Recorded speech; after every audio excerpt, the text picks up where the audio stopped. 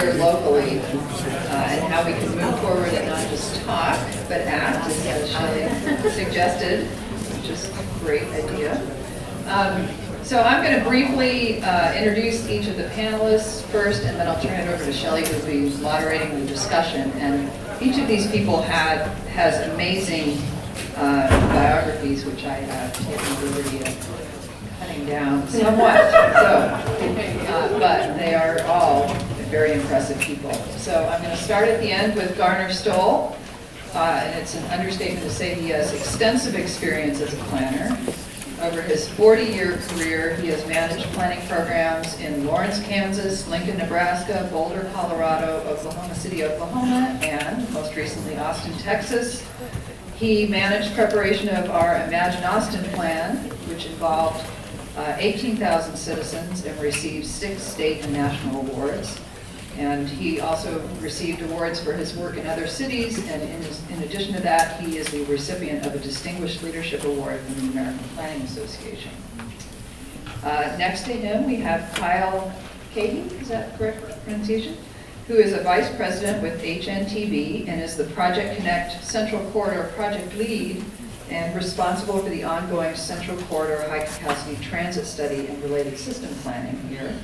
He's a 30-year veteran of transportation projects throughout Texas and the nation, has managed projects that have led to more than $6 billion in infrastructure investments. At HNTB, he has served as program director for multimodal projects in Aspen and San Antonio.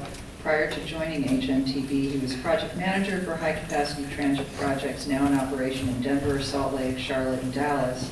And earlier in his career, he served as a transit agency manager in Dallas and Houston, where he helped implement those agencies' initial efforts to develop high-capacity transit programs and projects. Next to him, we have Mandy DeMeo, who is the executive director of Housing Works, a local nonprofit dedicated to research, education, and advocacy that will result in expanded affordable housing opportunities in all parts of Austin. She has more than 20 years of experience in the areas of affordable housing and community development. Among the many things she has done, she's the author of several reports relevant for today's discussion, including Building and Retaining an Affordable Austin and Affordable Housing in the City's Transit-Oriented Development Districts. Next to her is John Michael Cortez, who is manager for community involvement for Capital Metro and has had many different leadership roles in the community. It was quite challenging to distill his biography. He has served on the board of trustees of Austin Community College, on the City of Austin Zoning and Planning Commissions, and served on the boards of numerous community organizations and foundations, and is also a founding member of Futuro Fund Austin. And then we have our moderator, Shelley, who you met earlier. So I'll turn it over now to Shelley. Okay, well, these are the doers. These are the folks who make it happen. And thank you guys for sitting, talking. We're going to do a little bit of talking among this group, and then we're going to open it up probably a little earlier than we expected to the audience. So be thinking of some questions. So I'd like to be able to have as much interactive discussion as possible. So maybe we could just start by each of you commenting, just kind of briefly, what do you think the big opportunities are in Austin to link housing and transportation? Do you want to start, John Michael? Sure. Well, I think there's a lot of opportunity to make progress because, quite frankly, we're so far behind with transit development. We're probably about a few decades behind, just off the cuff. And so we've got a lot of catching up to do. And that gives us the opportunity, as we work very quickly to try to create a high-capacity transit, or even just expand our local transit network, to get out ahead of it. We don't have a big network in place yet where it would be very difficult for us to try to acquire large parcels for affordable housing development or mixed-income housing development around the infrastructure. We haven't built the infrastructure yet. So we do have an opportunity now to get out ahead of it. As far as what we do have in place now, I think there are some opportunities that we haven't taken advantage of yet. There's been a lot of focus on mixed income TOD around Metro Rail stations, and we have some success stories there and more to come. And I know rail transit is very exciting, very sexy, but still 90-something% of all the transit trips taken in our system for the foreseeable future will be on a bus. Sorry to disappoint people. We will have rail take a greater share, but for the foreseeable future, fixed route buses and other bus services will be the core of what we do. We just introduced our first investment in a bus rapid transit system called Metro Rapid, about to introduce the second line. Just as a juxtaposition, Metro Rail, which has had a lot of focus on TOD for good reason, there's 9 stations, 8 of them in Austin. Well, when it's all said and done, we're going to have 70 station areas around these first 2 Metro Rapid lines in all sorts of different communities that are already very amenable to transit. And there is a lot of opportunity there. And I think we need to look beyond the rail line, continue to focus on it, but also give some attention to some of the other transit assets that we've introduced. In addition, just one other thing I'd like for people to keep in mind is that there's a lot of focus and attention on the Central Corridor for very good reason. It's going to be a huge and impactful investment should we make it. But it's not the only high-capacity transit that we're envisioning in the region. And there are lots of opportunities, lots of progress being made to extending high-capacity transit to other places in the region that are already affordable, which are where our market rate workforce housing are in some of the more outlying communities through Project Housing. And we can talk more about that later, but there's lots of opportunities because we have so much catching up. Yeah, John Michael mentioned that we're years behind in transit. We're also years behind in affordable housing development. The last market study that the City of Austin completed, which was in 2009, showed that we needed more than 38,000 affordable units. Those are units at $425 a month, at rent of $425 a month. Those of you who have been in Austin for a long time know that it's hard to find a unit that rents at $425 a month. So we have a lot of catching up to do. We're in the process of updating that market study, and we'll get some new data out shortly, but we're not anticipating that it's going to be a much more optimistic vision of the landscape of affordability in the City of Austin. So there is enormous need, number one, growing low-income population, about 2 in 5 people in the City of Austin are living in poverty, and that number we're seeing is growing. We have growing in terms of our jobs. Yes, we've had an enormous, we've had great economic success in the City of Austin, but we also find that about a quarter of our jobs pay at a below $13.50 an hour or less. And Liz had mentioned in her presentation that the housing wage, what we call the housing wage in the City of Austin, is most expensive in the state, but it's more than $20 an hour. You have to earn more than $20 an hour in order to afford an average apartment in the City of Austin. So we have enormous challenges, but we have opportunities because the time is frankly now. We have passed Imagine Austin. City Council approved it. It's a huge success. We've got the vision. We've got, I think at this point, the political will to make these things happen, these things that we have talked about for years and years and years. We're in the process of rewriting the land development code, which is huge. It's an opportunity that we need to take advantage of to make sure that our rules and regulations that guide development in the City of Austin foster compact, connected communities like what our vision says, that we are what we aspire to be. And so we have that opportunity right now with the land development code rewrite, which is, we're in the beginning of the process, but we're anticipating to wrap that up in 2017 or so.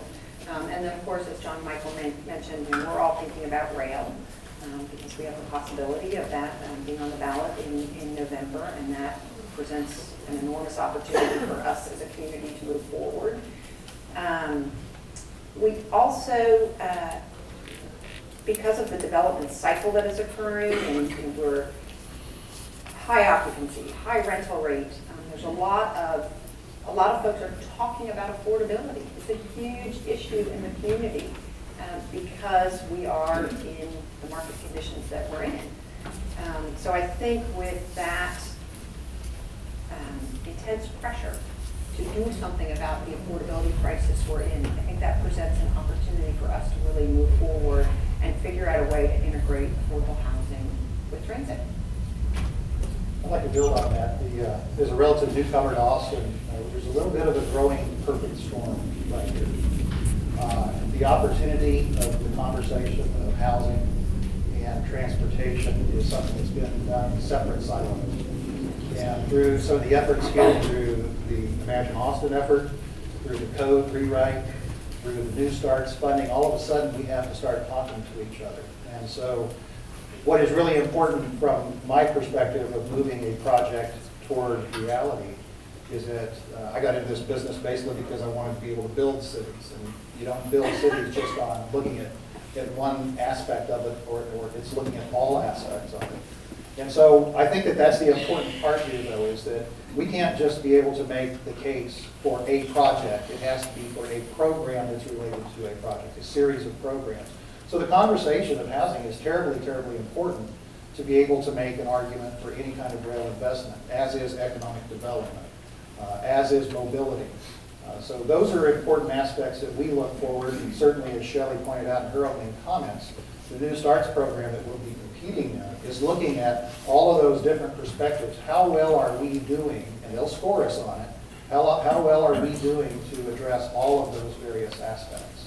So that conversation is very important. I will tell you, the cities, the projects that will get rated are the ones where that conversation is actually happening. There was a nice handout up at your table about how housing fits into the evaluation criteria. If you didn't pick it up, I encourage you to pick it up, because it does show that we need to be able to have some policies and programs in place that will be part of our application in 2 to 3 years when we actually put this project forward for consideration. And I would also add policies and programs in place, but also results. We need to, so the time for talking is, we're just about wrapped up, and we have to have the results on the ground. And I think that's really the challenge. That's the challenge that we need to face head on. Good morning, everybody. It's great to see so many familiar faces, friendly faces. Everybody's asked me what I've been doing since first when I retired in the city of Austin. Well, I've got a running group. And they're city employees. And so it's great on at 6 o'clock on Thursday morning, and everybody knows that I'm a morning person. I run with a group of city employees. I asked them recently, what should I tell you guys when I'm on this panel? And the conclusion of the group was, they said, you're no longer a city employee, so don't sugarcoat it. And then I also ride my bike on warm afternoons in the spring. And I asked them, and they're not associated with the city at all. And they said, well, give them some examples, some tangible examples that folks can understand. So I totally agree with all the panelists that the challenge for Austin right now is in what I call plan implementation activities. We got a good vision that needs to be updated and honed as we go forward in Austin. We've got specific plans and policies in place. We have the Riverside Corridor Plan, we have stationary plans. They're all lacking from coordinated, consistent, known implementation strategies. And sometimes they're hard to communicate to the public the advantages of implementing those plans, but using my bike group's advice to me, make it tangible. Let's talk about how fortunate Austin is with getting tremendous investment downtown. Everybody knows about the condos. They all have tremendous positive fiscal impact, meaning they generate more money than they cost in new services. I don't, whether you accept in Angelo Economics 9-1 or Chris Weinberger's 20-1 or a more conservative view, they generate more taxes than it costs to service them. So And they provide employment. They have, particularly the new hotels, which is just phenomenal. No place in the universe is that happening. That many hotels without any, virtually no city subsidy. Austin's very lucky. But those hotels are going to provide service level jobs. Where could those folks live? Probably most of them not downtown. The subsidy to make it work happen downtown isn't going to work. But what if we just had a strategy that helped those folks and everybody else who works downtown live along the transit corridor? It's ready-made, it works. Because one thing the Red Line does effectively is provide transit to downtown. Yeah, I was working, I've mentioned several times, the Twin Cities. You know, that's also a region that didn't have a transit system until very recently. And when they built their first line, the Hiawatha line, and we were tracking the development around the stations, very quickly, people who worked downtown that were priced out of downtown started moving to the next station or the second, third, fourth station out because they could get down to their jobs really quickly. So it's definitely a reality. But maybe we could dig a little deeper here. And Mandy, I'm going to put you on the spot. What do you think some of the big barriers are to preserving affordable housing, building new affordable housing? This is a big number of people that we're needing to accommodate. And what's, you know, in a place like Austin that has such heart, what's in the way? The biggest barrier is money. I would say we've been very fortunate to have a very supportive and united city council that has been knowledgeable of and committed to affordable housing. We were very fortunate to have overwhelming voter approval for our most recent round of affordable housing bonds. That was in November of 2013. That's $65 million, which sounds like a whole lot of money. In terms of housing development, it's not a lot of money, and we have enormous housing needs. With the 2006 housing bonds, we were able to accomplish a lot of well-located affordable housing.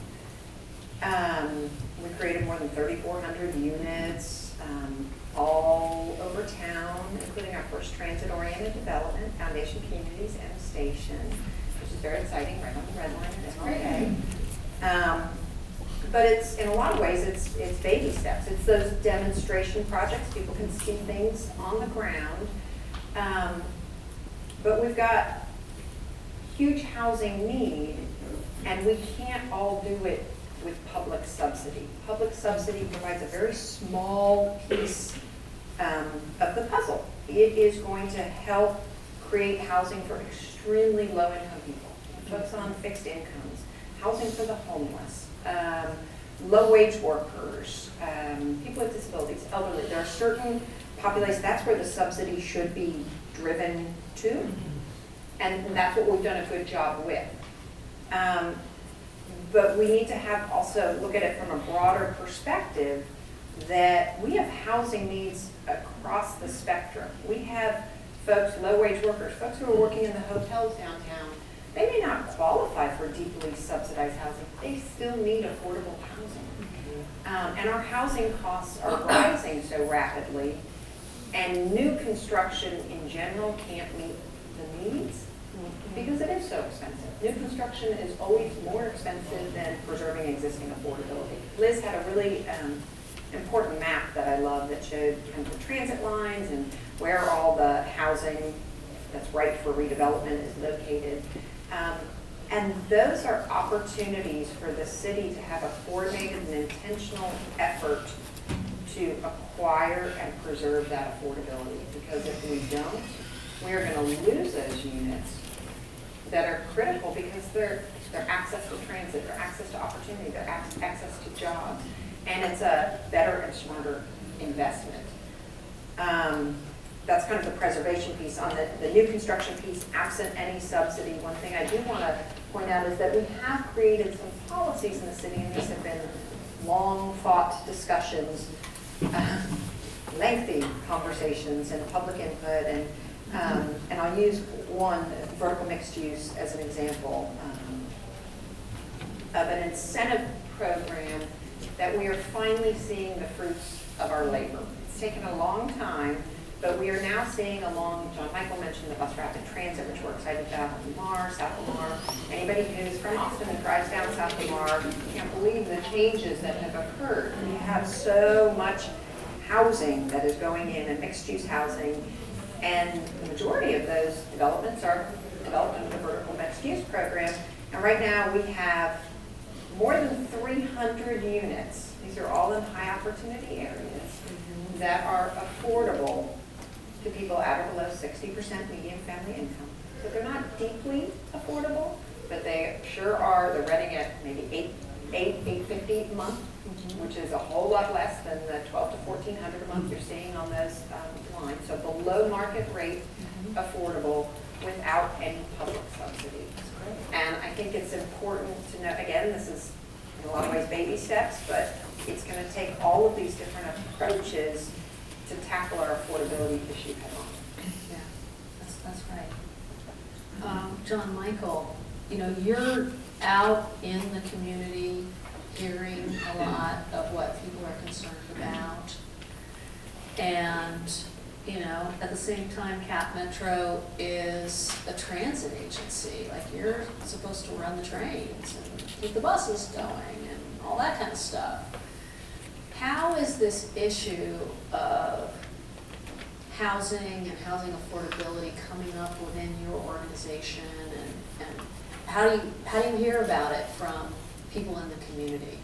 Well, I think these issues are pretty well ingrained in everything that we do at Capital Metro. I know our planning department in just day-to-day service planning and short-range planning is looking at where the demand is. We respond to demand. There's a lot more demand for transit than we have the resources to provide. And so, of course, we have to be very judicious about where we put stuff. And so we look at a range of factors, and certainly demographic data, how many vehicles per household happen to be in a particular area. Other demographic factors is very integral to how we plan. But really a lot of it is just responding to demand. It's a virtuous cycle.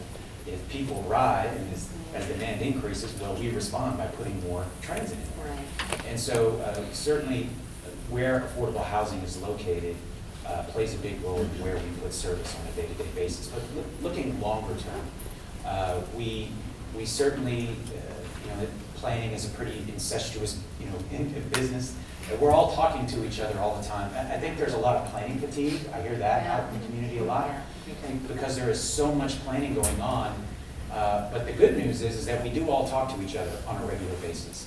Capital Metro planners are working with our partners in the City of Austin, the various departments working on those plans, whether it's Imagine Austin or through the Project Connect effort, working with county planners, working with there's so many planning efforts going on, and we're all talking to each other, so that hopefully at the end of the day there's alignment and things make sense. There can't be enough of that. Other ways that we're looking at where affordable housing is and integrating that into what we do. Certainly, we know that mixed income, TOD, generates more ridership than just high income TOD. And so to the extent that we can get mixed income communities around transit stations, we're going to support that. Our board recently adopted what I think is a great TOD policy that would guide our participation, whether we own the property or not, in future TOD efforts around our infrastructure. And one of the key pieces of that is we want to see mixed income TOD because there's a lot of benefits. And one, it just generates higher ridership. We know that. Thanks to a lot of the work from Reconnecting America. Thank you very much. So I think it is something that we think about on a daily basis, both short term and long Garner, I want to turn to you and kind of pick up on this implementation comment you made. So, you know, it's really tricky to find that sweet spot between, you know, revising the codes so that they allow the stuff that is aligned with the vision, and Mandy's saying we need money. And, you know, lately I've been looking at, say, public works budgets and how they can be targeted or prioritized to neighborhoods that you know, you really want to see new investment come into. But you don't want that cost of the parks and pedestrian access to land on the developer's pro forma. And we heard a question earlier about, you know, how to work with developers to get things moving more quickly. What do you see as some of the steps that Austin might take to expedite or shorten the amount of time it takes to get stuff happening, but at the same time is consistent with that big, imagine, Austin vision? Well, Texas doesn't allow inclusionary housing. Austin has a long standing conversation about bonus concept, which is in effect inclusionary housing by bonus.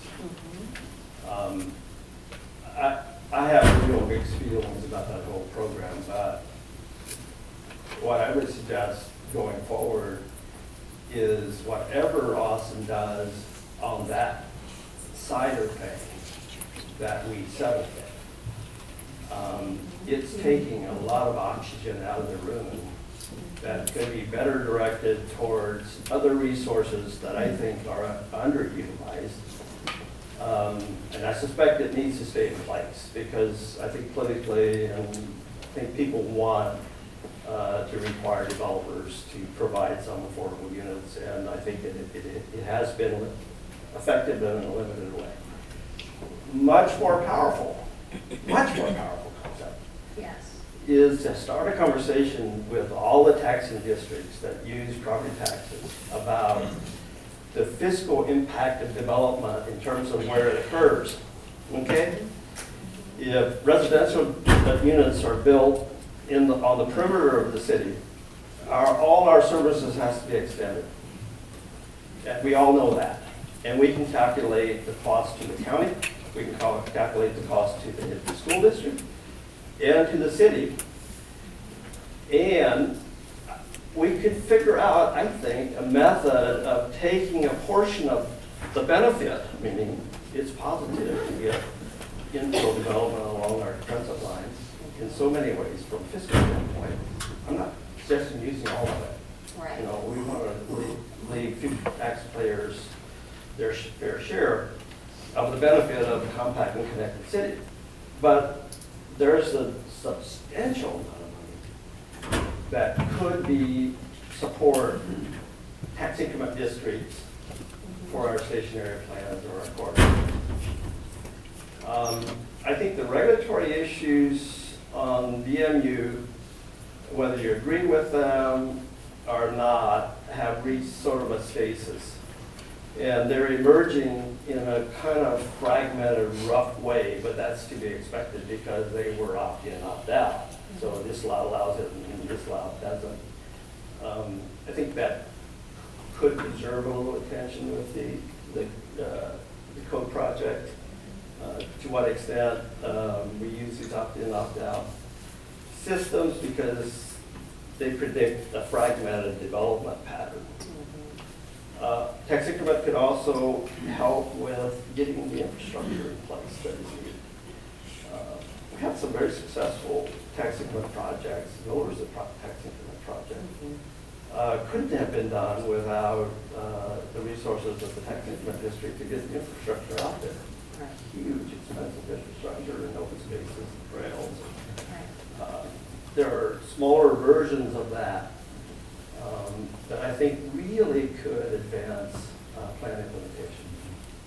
Yeah, I think if I can Please. jump in, I think TIFs are incredibly underutilized, and I'm perplexed by it in this city. I think the statewide cap is 10 or 15% of assessed value can be put into a TIF.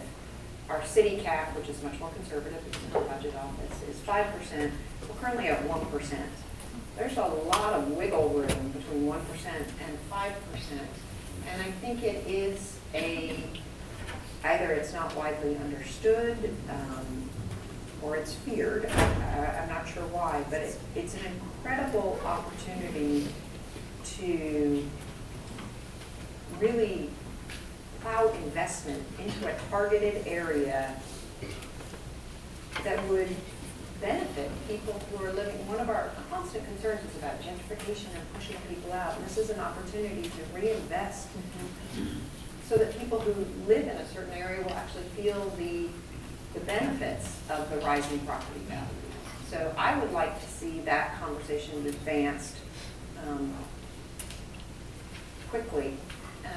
Not just, I mean, rail is part of it, but also with respect to affordability. We have communities across the country, including Dallas, that in TIFs use a portion for affordable housing. That's a phenomenal use of tax increment funds to reinvest in those targeted areas for affordable housing. Yeah, I think that clearly cities are kind of maturing the whole use of tax increment financing to get more community benefits, and in many cases to build or operate the transit systems, which is super important. And there are even some places that are looking at even more kind of adventurous value capture strategies, you know, assessment districts and that kind of thing too. So I think you're onto something there, because I think being able to frame the tax increment tool as a way of helping a community get some of the benefits of having to go through all this change is a powerful argument. Kyle, I want to turn to you because you have worked in so many cities. So, And you know, places like Denver that are really, you know, building their transit system really rapidly. They're also kind of adding layers of bus rapid transit, et cetera, to it. What do you think some of the examples are from other places you've worked that could be helpful to this community? And I mean, in terms of keeping, you know, the notion of the transit project moving forward, but also using it as a way of catalyzing development around the stations. well, I would offer that there's, the biggest generator to the discussion in many cities I've worked at has come from the region. And it has been a regional type of a solution, whether you look at Salt Lake City, whether you look at Denver, when you look at Dallas. It was all about looking at the challenges of growth that they were encountering, the issues of congestion and mobility that were being encumbered by that growth. And the challenge that I think that we see, that I recognize as I came in here a year ago, was the value that Project Connect brings to that conversation. I view that the regional discussion of transit, where we look for the future, had been a missing element here locally. You had the Campo long-range plan, and you had a couple of one-on, one-off type of projects that were teed up. But without benefit of that Project Connect vision, there was no idea of where you would go.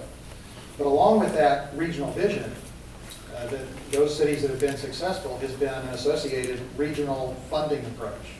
And that's where Project Connect hasn't fully answered the mail on that one yet. So one of our great challenges is an incremental approach. We start with the next project being Central Corridor, without benefit of having the overall regional plan. And I'll give you an example in Denver. Denver has a full penny sales tax, but the fast track program that they're moving forward with is a $7 billion additional tax on top, 0.4% over the next 25 years, I believe it is. But that was a contract, basically, with the public that said, okay, in exchange for that extra 0.4% increment for the next 25 years, we get a line here, a line here, a line here, and so on. That's a different story than what we've got here. We're saying, we're asking you to put that next project in the ground with the understanding that there are other projects and other requests to come in the future. So I think that's the big challenge that we have in those successful areas. Salt Lake State has had a similar type of a regional approach that spawned off of their visioning process. And so I think that's really the big challenge. That's nothing new for Austin, though. I-35 is a great example of the highway building. Our mobility, we've kind of stuck our head in the sand for the last 30 years. We've been dealing with the incremental approach. I said to someone the other day, I've never been in a city that had more incomplete highway interchanges than Austin.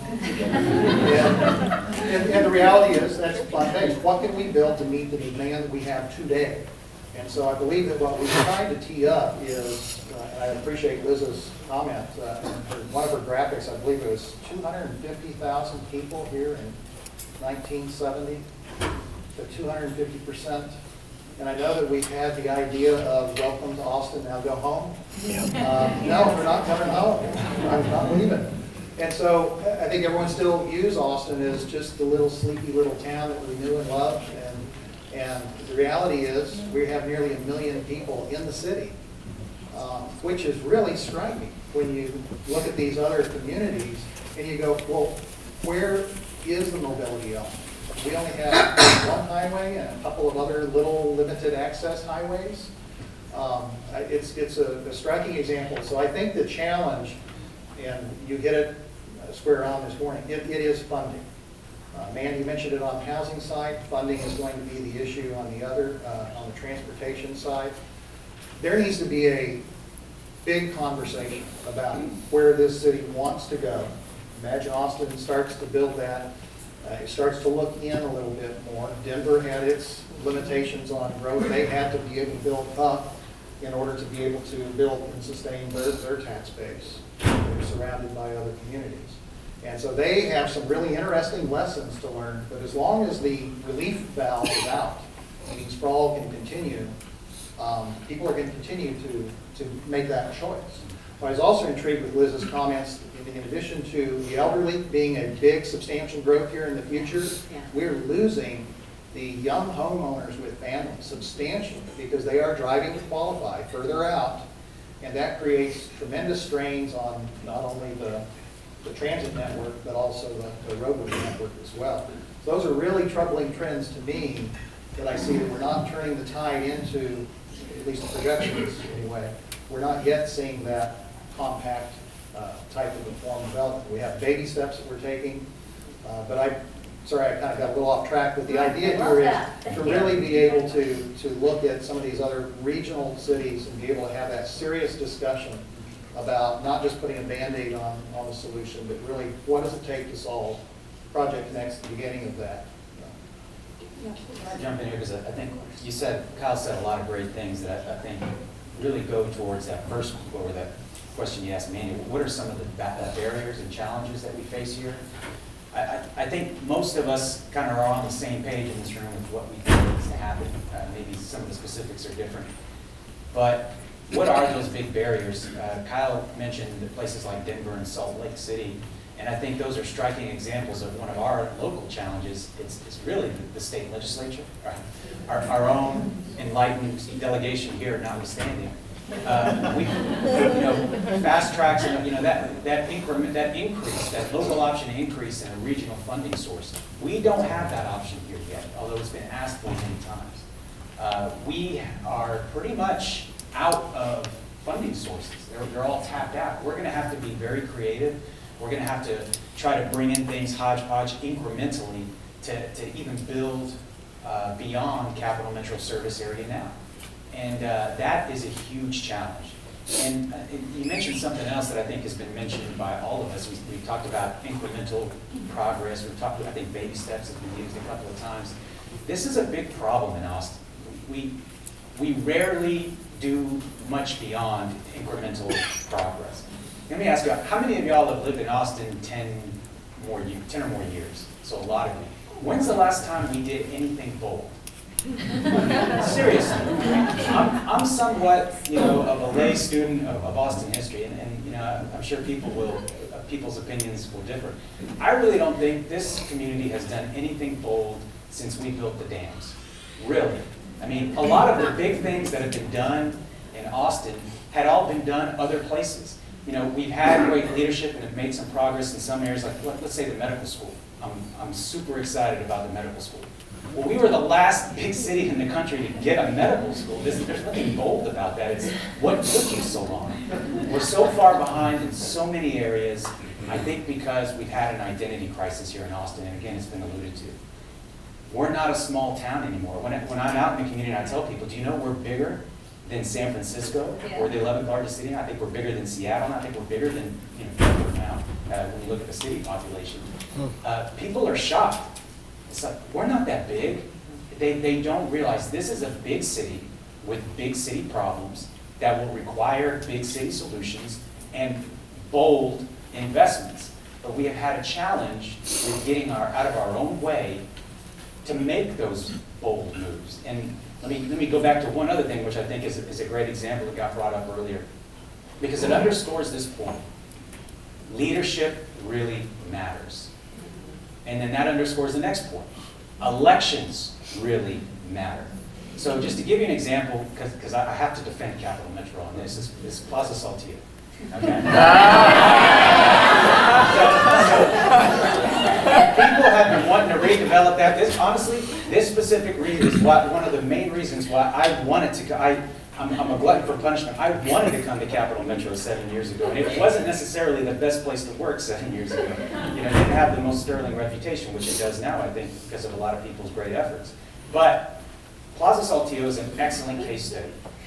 There was a wonderful community-driven planning process to redevelop Plaza Saltillo that was led by Capital Metro. We plan, Roma Design Group at the time developed a wonderful plan. It would have had 25% affordable units.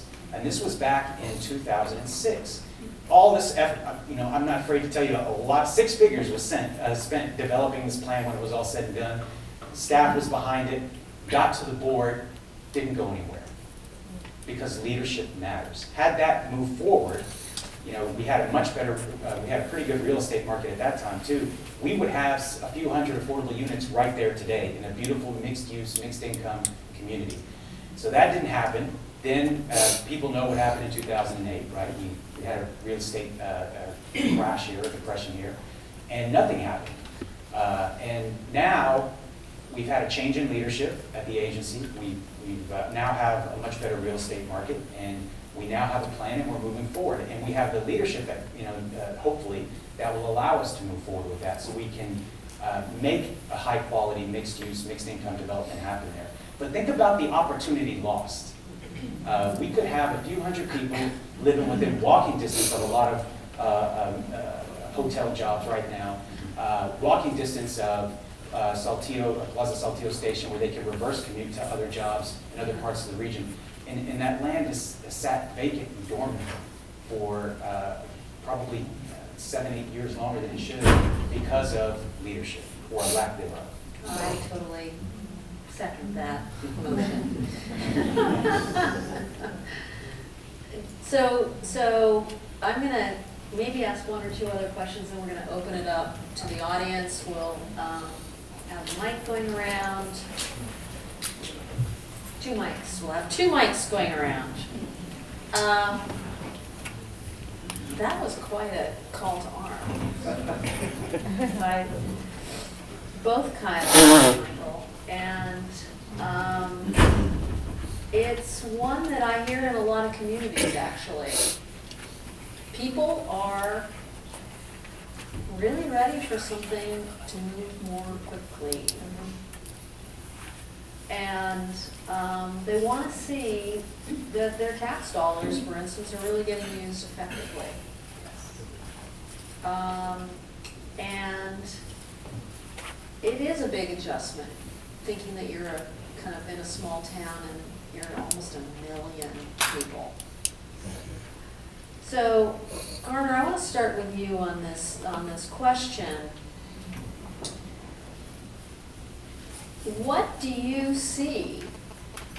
You mentioned the consolidation of some of the taxing districts, but what do you see as some of the visible projects that link together housing and transportation that came out of the Imagine Austin plan that you think really kind of could catalyze like a new direction? Are you talking about projects that are presently built? That No, you could stuff look at? that you have envisioned in Imagine Austin. Is it certain places as the leading edge? Is it certain infrastructure as the leading edge? Well, Imagine Austin endorses the concepts of mixed-use, walkable communities. There's a huge consensus on that. We use compact and connected to describe in shorthand the physical manifestation of that. The task force that worked on Imagine Austin developed a broader concept which they call complete communities, which brings in more than just housing and transit, but also the services that are available.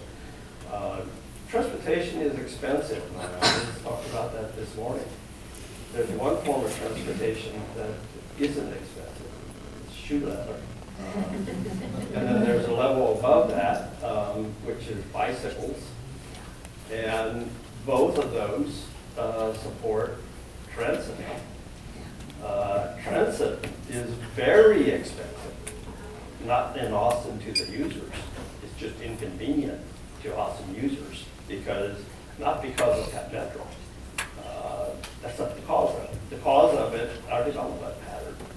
We're spread out. And when you have a socialized, and I don't mean that negatively, a social service, you have to provide the citizens access to it. So Metro has to try to serve the whole jurisdiction that pays for the service. And when you do that, you can't increase the frequency. So it's always going to be unsatisfactory and inconvenient until we get these density nodes developed. And it's chicken and egg. It's sort of the situation. We should try to get them developed as soon as possible, be very opportunistic about it if they have potential for transit. And after transit happens, we need to have the wherewithal. And I know we're looking at tax increment financing for transit. I have really doubts about that because I think it's needed to grow the city to support the transit. And if you use it to pay for the transit, then you kind of don't have a paddle to get up the stream. So I think the opportunity, we have so many plans and we have so many policy issues, I think, resolved. Maybe we haven't communicated that they're resolved. But I think they're generally resolved. And it's time to focus on implementation. And when we implement, we can improve those plans. Imagine Austin's a long ways from perfect, but the way we perfect it is to resolve to implement it and then use the charter mandated annual review to get it honed it. I don't know if that. Yeah. Maybe we'll go down the line here. So Kyle, what do you think the kind of one or two big next moves should be? Where did I start? I think the interesting part of this conversation is there are so many different elements that come together to make Austin what we want it to be. And the one thing I would applaud is the conversation that is moving forward right now to be able to merge these efforts. So the idea, I know the council took action this week with the Joint Task Force for Housing, Transportation, Land Use, merging those efforts together. I had the opportunity working in Charlotte where CATS is the Department of Transit within the city. All those departments got together, they understood the New Starts process and how they'd be rated, and they all worked together to basically improve their ability to be successful in the rating. That's what's going to happen with this task force that's being initiated. So we'll be able to be more successful in that regard. So I think that's number one. Really good. I think that's a great step. I do think the funding part of this, we've talked about it a little bit. Actually, our capital funding is fairly simple. It's a bond-funded effort that the citizens would support along with the FTA New Starts. The operating fund is a tougher nut to crack. We do have Capital Metro that has put some substantial sum in their long-range plan. We may have a little gap, we have to look at some options to fill that gap. I agree with the TIF discussion. That's typically more land-based, how we can actually grow the resources as opposed to fund a transit project. That's the more typical approach. So I think the funding is a big part of this question. But I think the bigger part, I do want to circle back around a little bit to John Michael. We do tag teams a little bit yesterday afternoon. We're doing tag team here. I do believe that this is, what does the city of Austin, what do they want to see this city to become? Perfect storm? Imagine Austin, to set the stage up for that. If you don't know where you're going, this is my George Harrison quote that I use, if you don't know where you're going, any road will get you there. You've established a roadway, a path of what you want to see. It's now part where everybody has to kind of chip in to be able to make that happen. That's where the political will comes in. And I think we've got good political leadership at this point. Everyone knows we have issues, we have challenges, we need to do something big, we need to do something bold. I think the question of that is, that's where the rub is how big and how bold is where we are. So I think that's the biggest challenge I see. I think there is a need to move forward. There's another phrase that we use, and that is don't let perfect be the enemy of the good. We could put, our analysis originally, we haven't had a chance to visit with you about, was we had 10 separate sub-quarters we looked at. Every one of them had great value for high-capacity transit. We just selected what we believe is the ones that provide us the greatest opportunity to succeed in the FTA New Starts arena. So by no means are we saying the others are out of the mix, but we need to make progress. If we continue to argue about what's next, we'll never get to what's after that. And so I think that the challenge is to be able to make sure that we make the best of the next project that we're going to move forward with, and recognize that there's additional planning that needs to be done. One fear that I will say here is this is not about one project, one and done. This is about building a system. And we don't want to lose sight of the next steps to be able to grow that system. So that's my concluding question, or thoughts on that question. Great. Yeah, I will say, in terms of important next steps, I think we are well positioned right now. I think Councilmember Morrison, Kyle, you alluded to it, put forth that resolution, which was supported 7-0, we're thrilled, for the Housing Transit Jobs Action Team. So I think it's this great opportunity to get multiple departments seat at the table and have that conversation about all of these different policies that we're contemplating and how they're all interrelated through the lens of New Starts. We know that this is coming up. We know that. So I think that was an enormous first step that is really, it presents an exciting opportunity. There are a couple of things that I think are critical to getting accomplished in order to achieve affordability within this transit vision. One of them is having a very intentional preservation strategy, which the city does not have right now. We're working on that. And I think that that is going to be a critical component so that the city can make really targeted and intentional investment in the preservation of affordability. The vast majority of our affordable housing is market affordable housing. We're not talking about, we don't have a lot of Section 8 projects. We just don't have those resources in the city. But we have market rate affordable housing stock. So how are we going to identify it, improve it, and layer affordability restrictions on it so that it's affordable for the long term. So preservation strategy I see as critical. Another step that we all need to occur at the same time is developing a land banking strategy. And we've talked about best practices a bit, and I think we all get weary of the best practices term. Like John Michael said, we're always looking at other people. What are other communities doing? What are their best practices? And there are some things that we do really well. But there are things that other communities do that they do a whole heck of a lot better. And I think of Denver.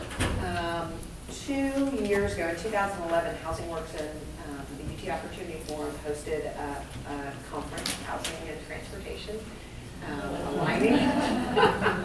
Many of you were probably here, but clearly we were ahead of our time because the conversation, we're back 2.5 years later, which is great. I'm happy to continue to have the conversation. But we brought in folks from 4 different areas of the country. Two folks came in.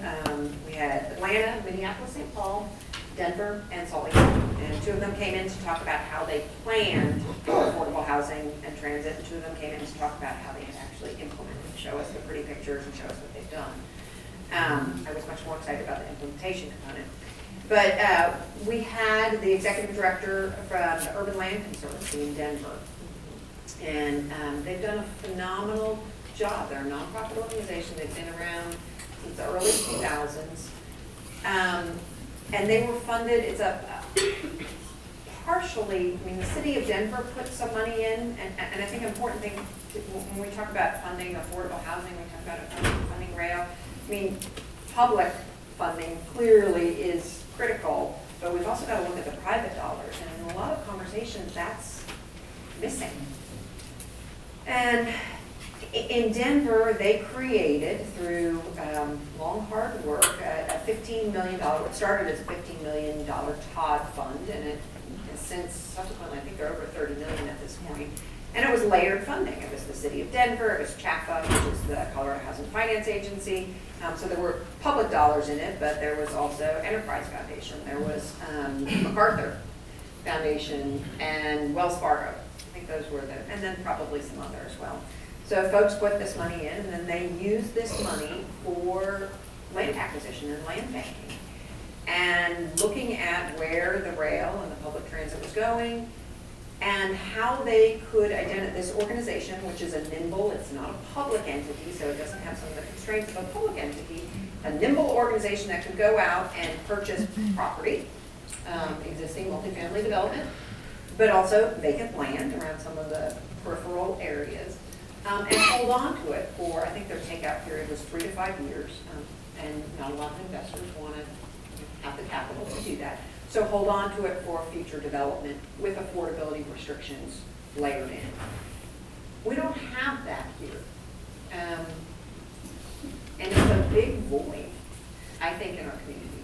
Yeah, and this particular tool is now being replicated in about 20 other communities across the country. Like, we've really cracked the code on how to do the blended fund, which Denver was a huge pioneer on. So there's real understanding by banks with Community Reinvestment Act responsibilities, by foundations who want to give back to the community, national foundations and local foundations. So it's definitely a model to look at.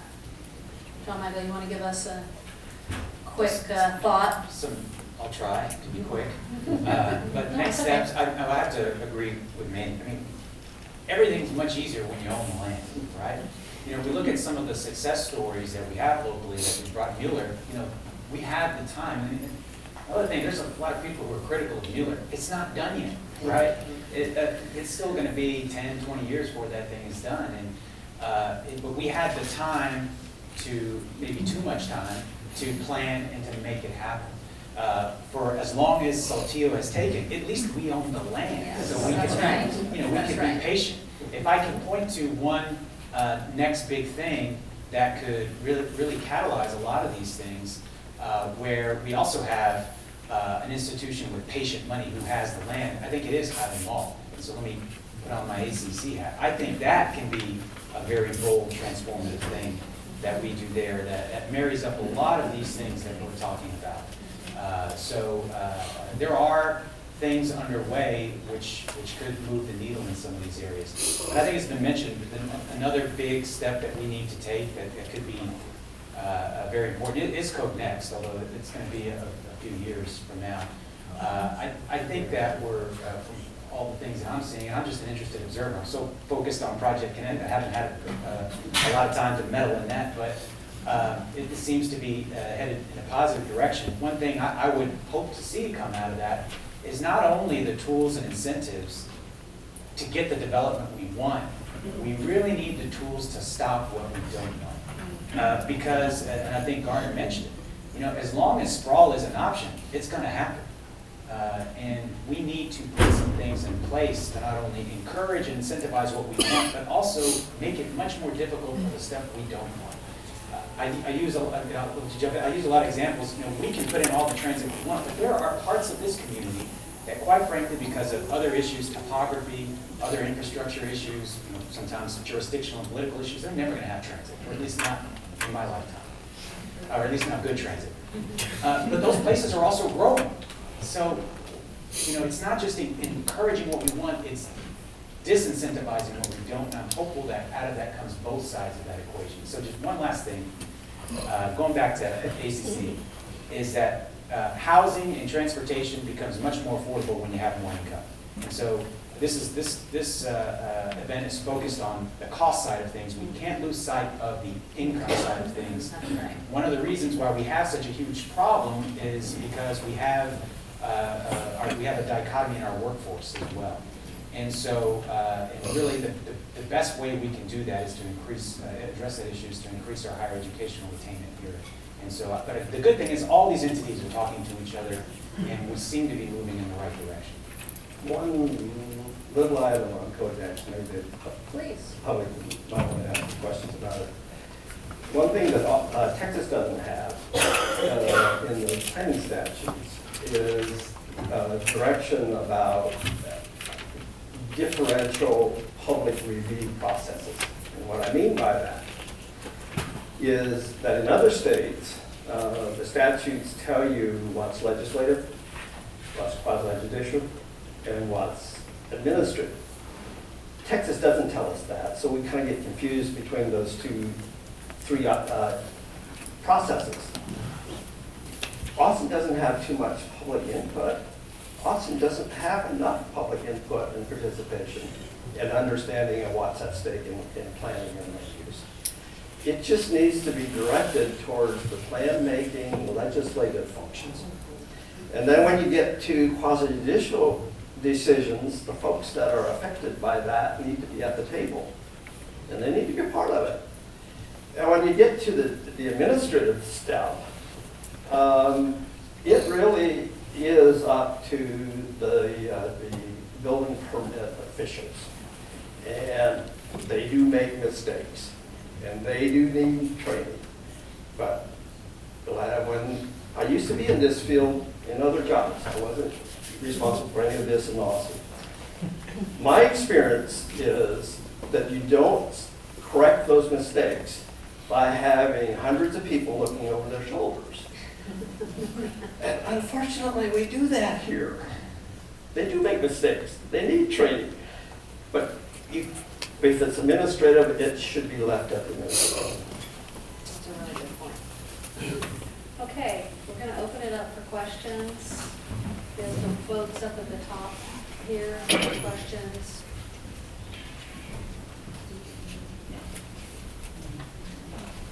This question is directed toward John Michael. You mentioned an opportunity for 70 station areas around the Metro Rapid lines, and also toward Mandy and the opportunity for the affordable housing bond, merging those two, creating a TUD zoning overlay, not necessarily for a half-mile stationary district, but maybe an eighth of a mile or a quarter mile out from those station areas, so that you encourage and incentivize more multifamily. And, what you pointed out on South Mar, it's already happening. So how do you make sure it happens on all those station areas? Well, that's a great question. One thing, I was on the planning commission around the time when the All Systems Go referendum was held and passed and the red line was authorized. One of the things that the city, I think, was very smart about in doing right away is the city didn't have time immediately, or the funds, quite frankly, to plan those 7 or 8 station areas. But what they did was they adopted an interim TOD ordinance. So they drew a box around all those station areas and said, not necessarily what is going to happen there, but what we don't want you to do there. Again, so disincentivizing. So they did things like say, because it gets much harder, once new stuff gets built, it takes a long time for you to be able to scrape that and replace it if the numbers just don't work out. But the ordinance says we don't want auto-oriented uses around these station areas. So no drive-throughs, no car washes, none of that, until we have an opportunity to go in there, work, and engage the communities around there and plan for what we want that station area to be like. And then the city went and did, I think, 3 station area plans. So I think it was smart. It was kind of placeholder. We'll get to this. Just don't screw it up until we get there. And I think that could be something that maybe gets done even before Code Next finishes up. Let's preserve, at least not let some of the stuff that'll make it harder for you to do what you want there in the interim until we can get there. And all of the station area plans that were adopted, let's see, we have also Saltillo, MLK, and Lamar. Yes, it was at the time, I think it was Lamar. Have affordability goals. And goals are important. I mean, getting the number out there is really important. They certainly don't have affordability requirements for multiple reasons. But we haven't, other than a couple of developments, we haven't seen the investment in affordable housing around those transit stops for multiple reasons. Some of them are outside of our control. Some of it is the state and how they target their investment of tax credits and other funds that we use to leverage our local dollars. That's changing more slowly than we would like, but that's always in flux. So I think, I look at the bond funds. We've got the goals, we've got some local funds, and some of those dollars are going into the TODs, but we're not targeting the funds just into those TODs, and part of the reason is because it is all privately owned land, the vast majority of it. I mean, we have a couple of public sites, but unless you own the land, as John Michael said, you have very little control, and particularly in our city. We can incentivize, but incentivizing affordability without the actual dollars tied to it is incredibly difficult. When we own the land, we require it, and that makes it much more likely to occur. Okay, next question. Hi, thanks to all of you. This is really a great discussion, and this is really a question for, I guess, any or all of you. It seems to me that in Austin, one of the tremendous missed opportunities has been with employer-assisted housing, both for home ownership and rental opportunities. I think UT has done far less of that than other universities around the country.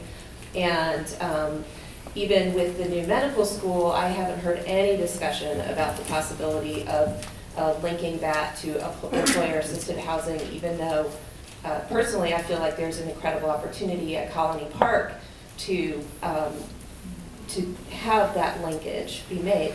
I'm wondering if, in your experiences, employer-assisted housing has been an effective strategy for linking housing and transportation and also achieving socioeconomic integration. And if so, what are some ways that we can encourage more of that to happen in Austin? Thanks. I think this gets to the comment I made earlier about we rely on the public to do so much and public dollars to do so much, and we don't often see the private sector at the table. So I think this is a great question, and I will say that we haven't seen employer-assisted housing. We've had discussions with Austin ISD, have had discussions with multiple private employers, But I think the best example is the University of Chicago, and Isabel, I know you know this example, but for the rest of you, the Metropolitan Planning Council, is that right, in Chicago, did a study, and there's fabulous maps showing where folks who worked at the University of Chicago at the medical center, where they lived for the employer-assisted housing program, which provided both rent subsidies and then also down payment assistance for first-time, or home buyers, sorry, not first-time home buyers. But that rent assistance and the mortgage assistance was tied to living within proximity of work. So it had to be within a certain amount of a transit stop, but also close into work. And seeing the before and after maps is really striking when you think about how spread out employees are. And this gets to Liz's study as well, and we have an enormous number, UT in the city of Austin, of lower wage employees. And where are they living? And what is it costing them? And what could they save? And what could employers, how would this benefit employers in terms of having not just more satisfied employees, but having employees who are on time, who, if they have a crisis at home, they've got to go get their kids, they don't have to drive out to Hutto to go get their kids. There are just multiple benefits to employers, both tangible and intangible, but we haven't seen employers take advantage of this. What we are starting to see finally, though, which I think is interesting, is employers addressing the other piece, and that's transportation. We're now getting more and more interest from major employers. They come to Capital Metro because they hear their employees going, they're not on time to work, or they have to come from far away. What are our options? They're coming to us now. What can you do to help us get our employees to work? And so we have seen a lot more interest in things like employer pass programs for Capital Metro. We are anxious and want to work with them on that kind of stuff. They actually just hired somebody who's doing nothing but that now. That's how much interest we've got. So at least they're starting to think about that. But I don't know much about employer-assisted housing, but it seems like they could also step up and address that as well. But at least they're talking about the transportation piece of it. I'm glad the conversation started, because that's a big piece of the puzzle, was the employers. But and I don't know if this is the case with employer-assisted housing. One of the big incentives, though, there's actually tax incentives for the employer. There is. To help with transportation expenses for employees. So that's, And in Illinois, there's tax incentives for employer-assisted housing. There you So go. again, there's a mismatch between where we want to go as a local community and our statewide vision. elections matter. Example that could be looked at. University of Pennsylvania, I understand, has like a state-of-the-art employee assisted housing program. And Boulder, Colorado, all of Boulder is not affordable, other than subsidized housing. So their strategy is to get transit passes on RTD, and they have pushed that. Virtually everybody that works in Boulder has a transit pass. Well, I would note that the Chicago model of employer-assisted housing predates the state legislation.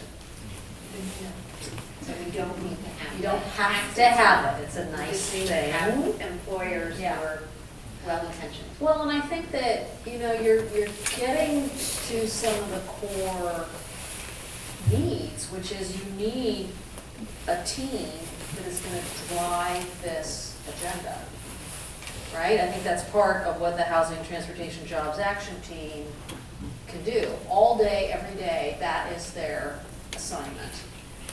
Which, if you don't have a team, all day, every day, that's their assignment, it becomes like 1/10 of your job, and it's really, really impossible.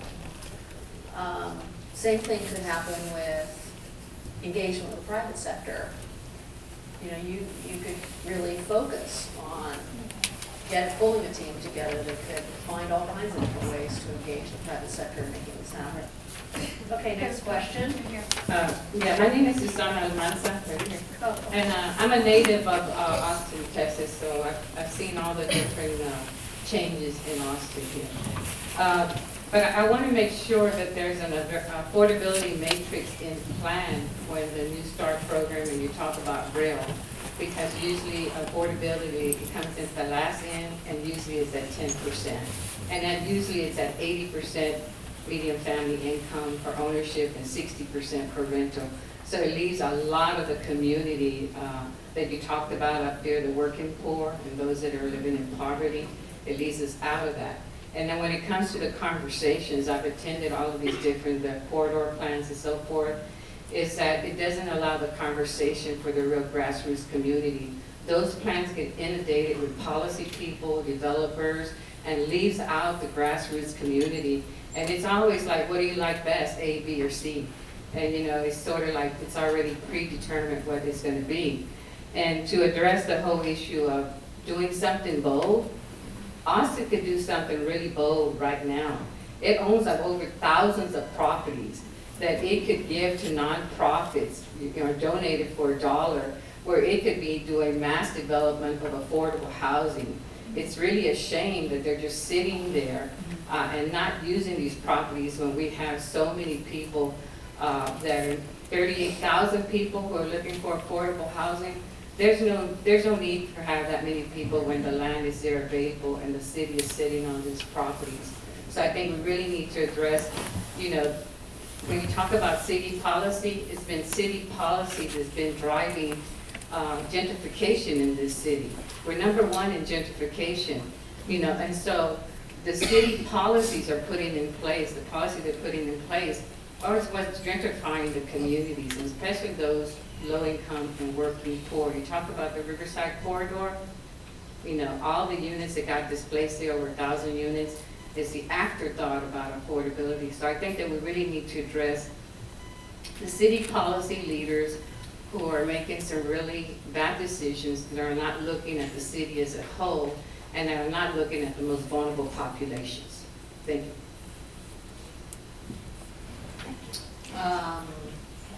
Anyone want to comment on that? Well, I think Riverside corridor is very instructive. And Shelley, I don't know if you know Riverside or not, but it provided a lot of housing it was built in the 70s and 80s, a lot of student housing. And when we created UNA, which is the University Neighborhood Overlay, with the goal of having more students in Central Core, a lot of students no longer live there, a huge amount of affordable housing stock for low-wage workers and low-wage working families. And actually, Liz Mueller's class did a study, this was several years ago, on the Riverside corridor and looking at, again, there are a bunch of tax credit properties there, so there are some more traditionally subsidized housing developments there, but I think Liz's class found more than 3,000 units, and these are just market housing, market affordable housing. Huge amount of redevelopment that was occurring closer to the downtown area. It's kind of working its way out. And the result was enormous amount of displacement of families, upheaval at the local schools because they were tracking to those schools. And I don't think the city was prepared. It was much more reactive rather than proactive.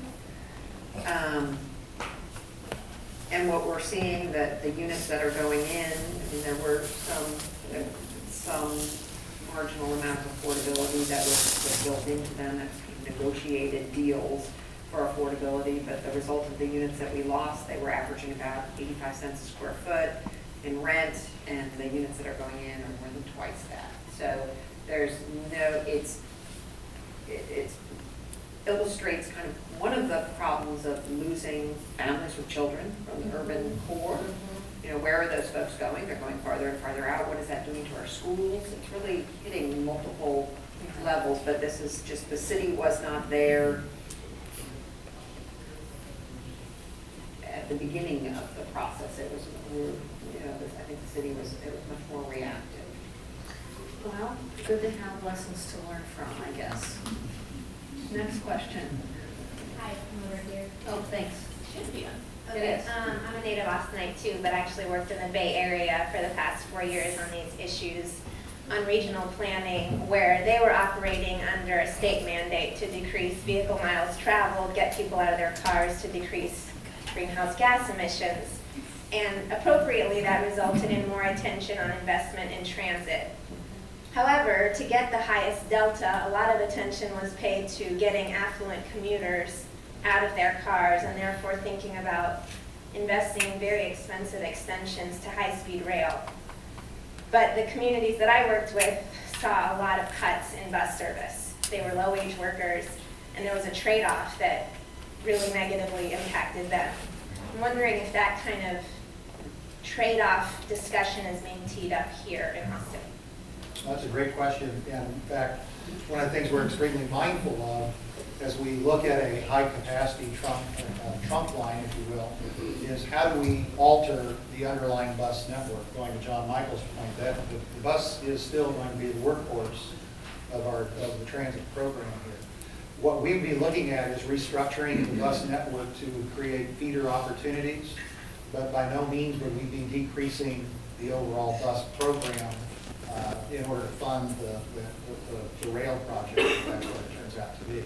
That's a real issue, and LA certainly wrestled with that lawsuit that they had to wrestle with because they were taking money from the bus program to invest in the rail program. So we have some lessons learned from that experience. So we are looking at that. But you hit on a very important point too, and that was the costly extensions to get the choice riders. We're looking at two aspects. We definitely want to provide opportunities for the choice riders, new riders to be able to come onto the system.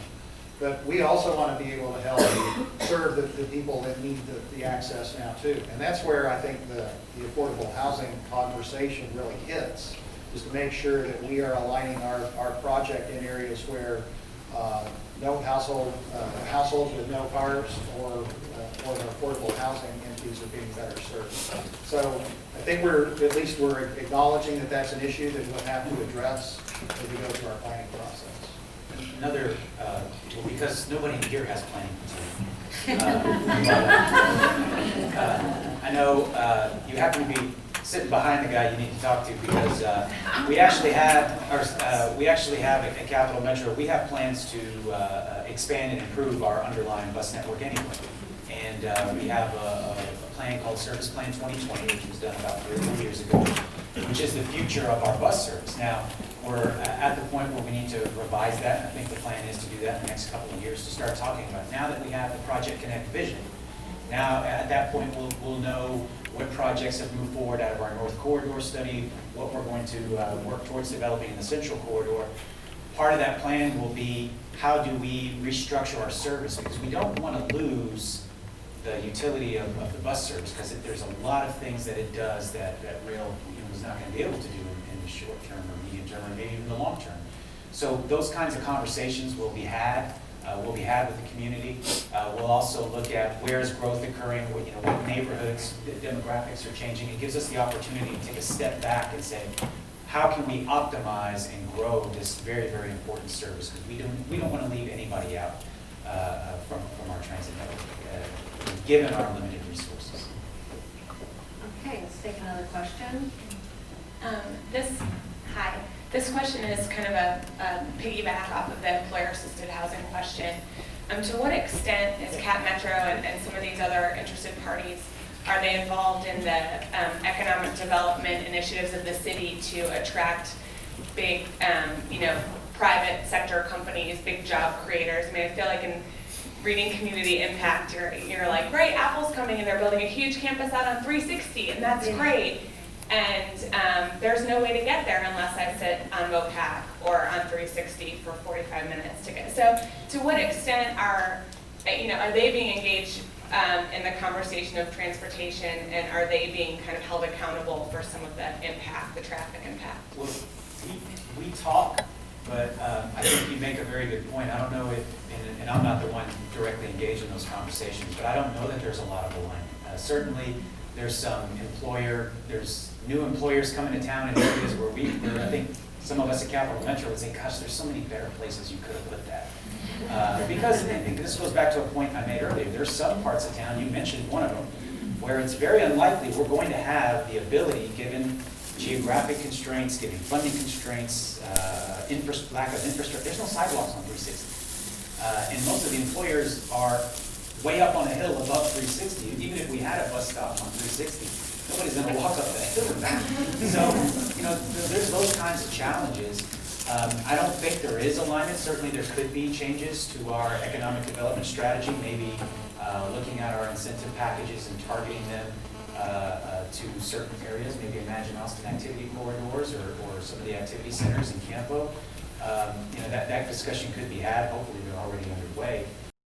I guess looking at the city's economic development policy, we don't really do that much compared to other cities. I mean, when we actually do one, it gets a lot of press because it's pretty rare, but we're pretty judicious overall in how we do those things. But certainly, we could look at achieving other policy goals with those packages, and I hope that conversation is happening, or it should be happening if it's not. Well, yeah, that should be one of the assignments for the Housing I Transportation was just Jobs going to Action give Team. another shout out for the action team.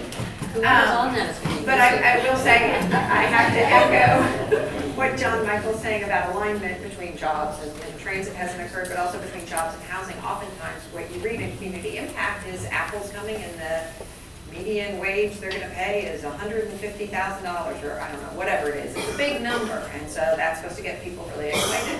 But for every $150,000 job, there are people who are supporting that job. So we're also creating those lower wage jobs. It's not just about that one programmer who's going to make a ton of money. It's about all of the people it takes to support that particular company and that investment that we're making.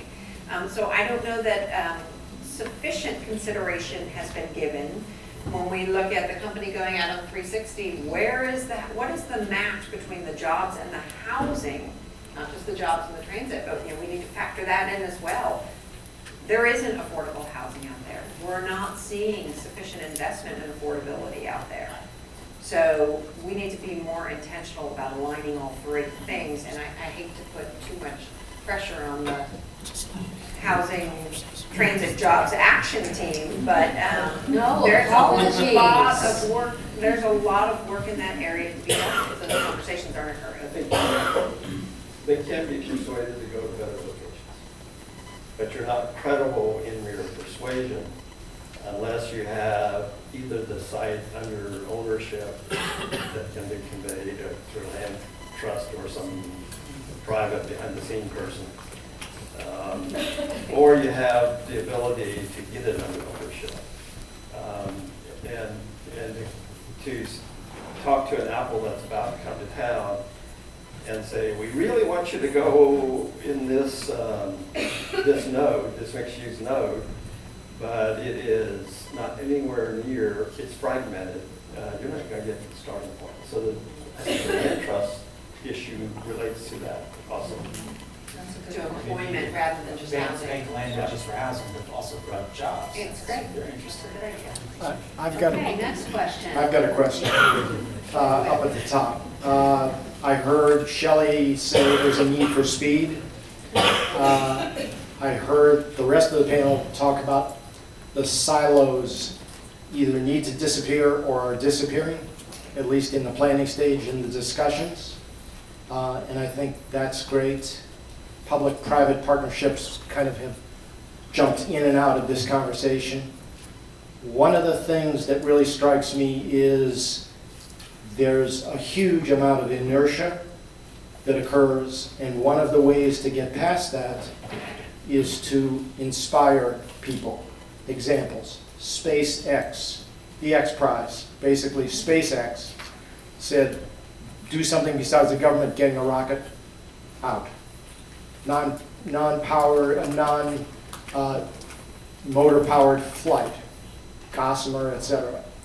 Is there an equivalent kind of question we could ask for inspiring the leaders so that they couldn't avoid moving forward in this area? Could we do a proof of concept? Could we somehow lay out a prize? $10 million, $100 million, it's a number.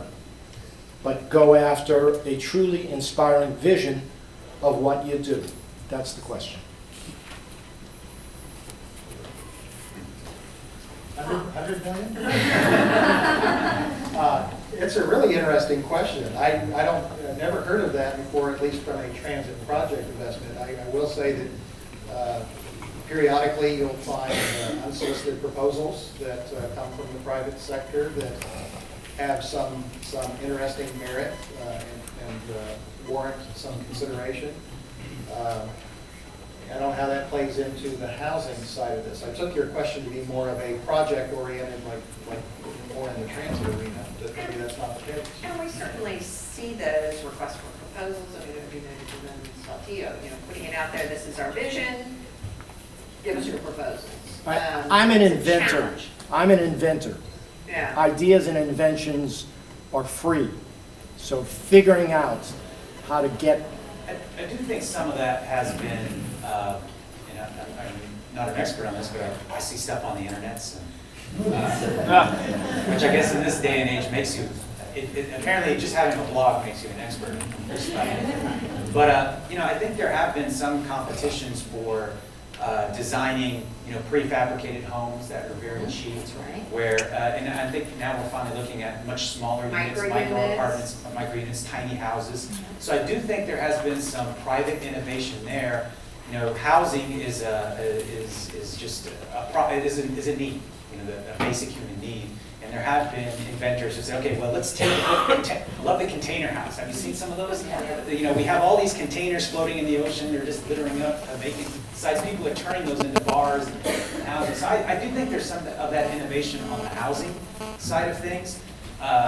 True, I don't know that the public sector is ready to adopt some of those things, but maybe the private sector. So for example, well, it's not the best example because it's not, well, at least my personal opinion, not in the best location for transit, but we have a nonprofit that's looking at doing a village east of town with those tiny houses on it for folks who are transitioning out of homelessness. A very cool project, and they put it where they could put it, and we'll And react to it. It's all privately funded. It's all privately funded, so there's some of that stuff going on the housing end of it. I don't know if any of that's happening with transportation. Certainly Hyperloop sounds cool. But I think it's going to take a while for that kind of stuff to catch up to the need for transportation. Want to go up to the top there? Yes, my question is, I would like to get your thoughts on the definition of affordable housing, because we've thrown the term around a lot, and with the changing demographics of Austin, and depending on where you're coming from, like I visit my brother in Columbia Heights in DC, and I lived in California, so affordability to me is very different than affordability would be to someone who's a native Austinite. So will that change in terms of how do we make that paradigm shift in terms of, some people I talk to, affordable housing is synonymous with ghetto, or Section 8 housing. So how do we change that, and what, if anything, can we do from an education standpoint? And that's one of our challenges in affordable housing, is the actual name. I'm not a proponent of changing the name to make it sexier, but we have a problem with the definition, because affordable housing is incredibly broad. HUD technically defines it as paying no more than 30% of your gross income toward rent and utilities or household expenses. And that would then be affordable. Well, that doesn't get to the income level. We have plenty of people who are high income who pay more than 30% of their income toward housing expenses, and our public dollars shouldn't be driven in that direction. It is definitely a challenge because people often confuse affordable housing with who it serves. And we have different segments of the population. We have, 30% and below is the median family income, and those are people who are typically very low wage working families or people on fixed incomes. They're often served by the housing authority, the public housing authority, which is a different source of funding from nonprofit developers or private developers that do Section 8. It's a very complicated funding system, and affordable housing is bigger than subsidized housing. And so that's one of our challenges in the affordable housing community, is to make sure that people understand that all of us need affordable housing. That's a critical component for everybody living healthy, happy, successful lives, because housing is the largest financially, on average, your largest expense, transportation comes next. But looking at it from across the spectrum, I think is a huge challenge, and making sure that people don't confuse. Incredibly important to have subsidized housing, because that's housing that provides, it meets an enormous need in the community, but the spectrum is large and broad, and we need to make sure that we're encouraging and facilitating affordability across the spectrum. People really need to see it, and, you know, just real quick, and I'll have to give Sunshine over here and Walter a shout out. You know, they just need to see it. If you look at any of Foundation Communities developments, you know, a lot of those negative perceptions, I think, go away. And I think Housing Works has done a great job with their bus tours of getting people on the bus, not our buses, but y'all's buses. And laws against that. So, but taking people around to show them, you know, high quality, mixed income, and affordable housing developments. So this is not a ghetto. I mean, these are great projects. I live next to M Station, and it's something that adds a lot of value to my neighborhood. And I think once people see it, they'll start to understand when they meet the people who live there. So these are the people who take care of us. They're nurses, they're child care workers, they're public servants. I think that's what people need to see. And that's our challenge, is educating the broader community about what affordable housing is and what it does and why it's critical to the success overall of the community. The United Austin actually talks about a broader concept, which is household affordability. And it really came out of the citizens that participated in the process, who thought we needed to start devising a method of calculating the total cost, which is housing, transportation, taxes, and utilities. So, and I know there are real complications with how we interact with the federal government and so forth and their definitions, but that's where the plan is going. And I think it is a better barometer and will result in better results in the long run if we can refine that idea. I'm going to take one last comment up there in the back, and then we're going to break. Or not quite breaking. Can I go there? Yes. Yeah. Okay. Sorry. Hi, last time I was in here, Mark Strama of Google was promoting telecommuting as a potential tactic for debating mobility issues. To what extent do you think that that's just a perk, or can it scale up as some kind of solution for some of these issues? It depends on the issue. Congestion certainly can be impactful. You know, one of the ways that we try to talk about Project Connect, especially in communities that aren't necessarily the most hospitable to public transportation, is that, you know, we try to tell them that it doesn't have to be, you don't have to give up your car completely for it to be effective. If you look at all the traffic on I-35 and MOPAC today, if all of those commuters just one day a week did something different, ride transit, ride a bike, or telecommute, 20% of the traffic is gone. You know, that's one day out of 5, and you know, that frees up capacity. So you know, what we talk about with transportation, and I think we're talking about it with housing, is we need it all.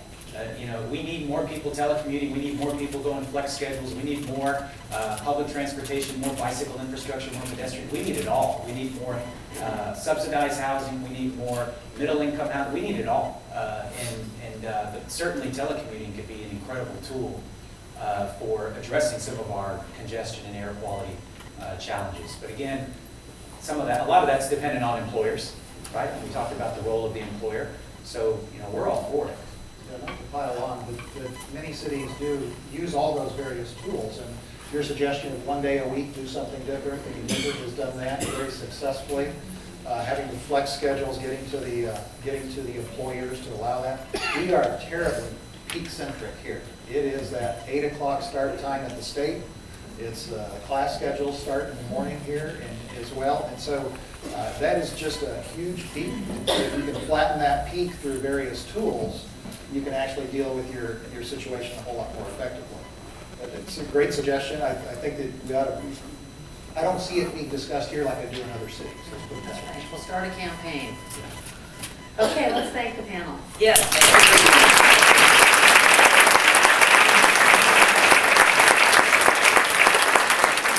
And let's go ahead and thank our presenters, Housing Works and UT Opportunity Forum, as well as our sponsors, Austin Board of Realtors, Capital Metro, the UT Center for Sustainable Development, the Center for Politics and Governance here, Livable City, Congress for the New Urbanism Central Chapter, and Imagine Austin, Speaker City, Cities of Austin. I think I did that all in one breath, but I'm not sure.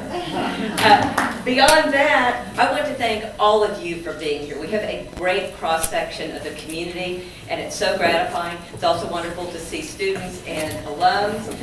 We've heard a lot today, but we've also heard that talk is cheap. Yes, and we know that's true, although not always. Sometimes talk is costly, but we'll put that aside. There's a lot going on, and there will be more to come.